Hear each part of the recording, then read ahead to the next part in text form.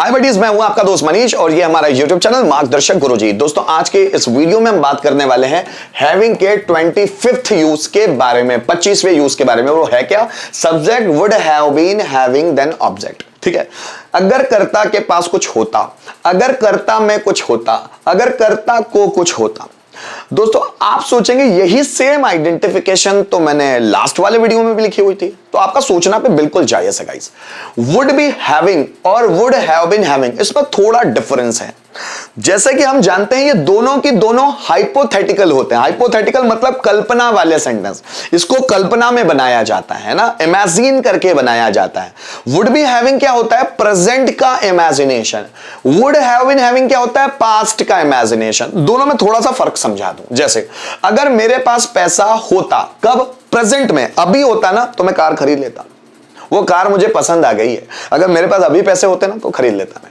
अभी होते तो मैं कल्पना कब कर रहा हूं? प्रेजेंट में, तो मैं लगाऊंगा वुड बी हैविंग। लेकिन अगर मैं पास्ट के समय को याद करते हुए कल्पना कर रहा हूं, प्रेजेंट के समय पे नहीं, पास्ट के समय को याद, अगर उस वक्त मेरे पास पैसे होते, कब? पास्ट में।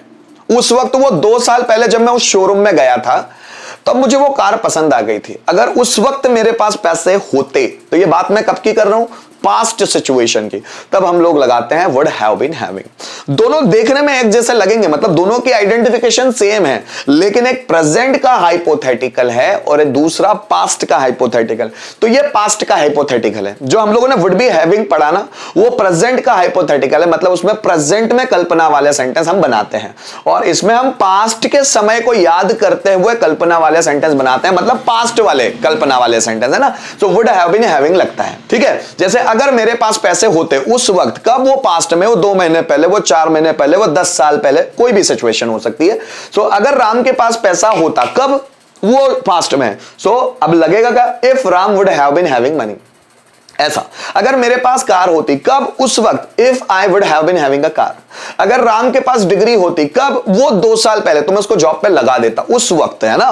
सो if Ram would have been having degree. अगर स्टूडेंट्स में कॉन्फिडेंस होता उस वक्त, वो जो हम लोगों ने जो कंपटीशन फेस किया था ना, उसमें अगर स्टूडेंट्स में कॉन्फिडेंस होता तो वे स्टेज पर जाके बोल देते हैं, लेकिन उनमें था नहीं उस वक्त कॉन्फिडेंस, इसलिए वो डरे हुए थे।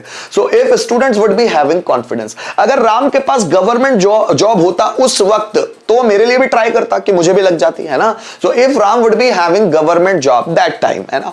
अगर मोहन के पास एनर्जी होती उस वक्त, तो वो चल सकता था, पर वो चल ही नहीं पा रहा था, इसका मतलब उसके पास एनर्जी नहीं थी। अगर मोहन के पास एनर्जी होती, if Mohan would be having energy.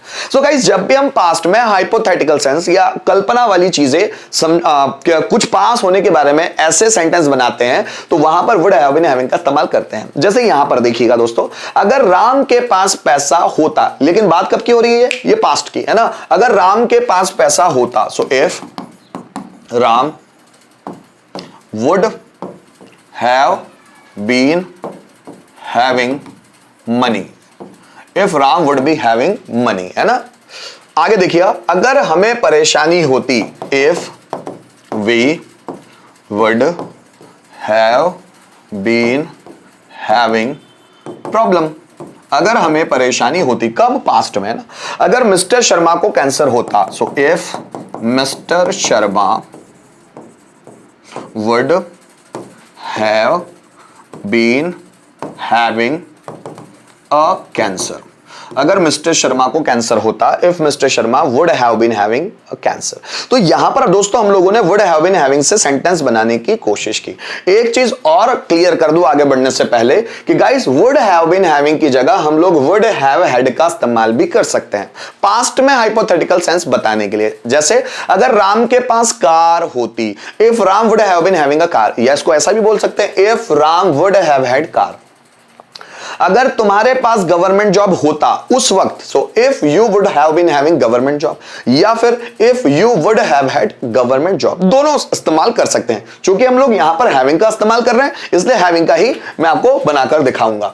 Guys, यहां पर कुछ सेंटेंस ऐसे हैं, देखिए। जैसे अगर सागर के पास पैसे होते तो वह तुम्हें दे देता। अब अगर सागर के पास पैसे होते, ये पास्ट की बात है ना। तो देखो, if Sagar would have been having money, then he would give to you. If Sagar would have been having money, then he would give to you. अगर उसमें आत्मविश्वास होता तो स्टेज पर चला जाता. अगर उसमें आत्मविश्वास होता, if he would have been having confidence, then he would go on the stage. He would go on the stage. आगे देखिए, अगर आकाश को कैंसर होता तो वो मुझे जरूर बताता. If Akash would have been having cancer, then he would surely tell to me. आगे देखिएगा, अगर हम में साहस होता तो हम उसकी जान जरूर बचाते. If we would have been having courage, then we would surely save his life. ठीक है. So if we would have been having courage, then we would surely save his life. अगर मेरे पास एक्सपीरियंस होता तो मैं नौकरी के लिए ना आना चाहिए, नौकरी के लिए आवेदन जरूर करता. तो अगर मेरे पास एक्सपीरियंस होता, if I would have been having experience, then I would surely apply for a job. अगर मेरे पास एक्सपीरियंस होता पास्ट में तो मैं जॉब के लिए अप्लाई जरूर करता. सो गाइज, यहां पर हम लोगों ने वुड हैव बीन हैविंग का इस्तेमाल सीखने की कोशिश की.